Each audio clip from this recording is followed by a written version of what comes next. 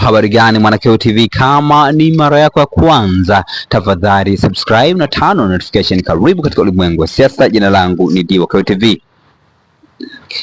Vikosi vya Israeli vimeshambulia mkutano wa baraza kuu la Irani siku ya Jumanne, wakati kundi hilo lililokuwa linakutanika kumchagua mrithi wa kuongoza utawala huo baada ya Ayatollah Ali Khamenei kuuawa siku ya Jumamosi.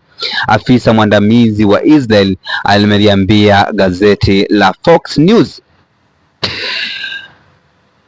jeshi la Marekani pamoja na jeshi la Israel limewaua viongozi takribani 49 waandamizi zaidi wa Irani katika hatua ya awali ya operation ya pamoja Jumamosi asubuhi, na kuiacha jeshi la Irani likiwa limevunjika bila uongozi.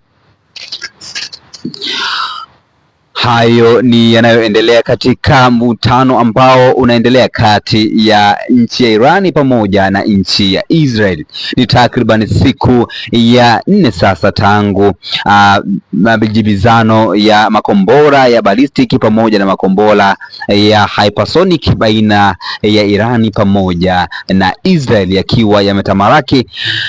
Leo ni siku ya 4 ambapo vita hivyo vinafikisha siku ya 4, kukiwa tunashuhudia madhara makubwa sana yakiwa yanatokea upande wa Irani pamoja na upande wa Israel. Jina langu Mwanakeo TV, tafadhali subscribe na turn on notification kama ni mara yako ya kwanza kuungana nami katika ulimwengu wa siasa. Usisahau kushusha comment yako katika sehemu ya comment section. Jina langu Mwanakeo TV, kutana kwa tujao katika masuala ya kisiasa. Bye bye.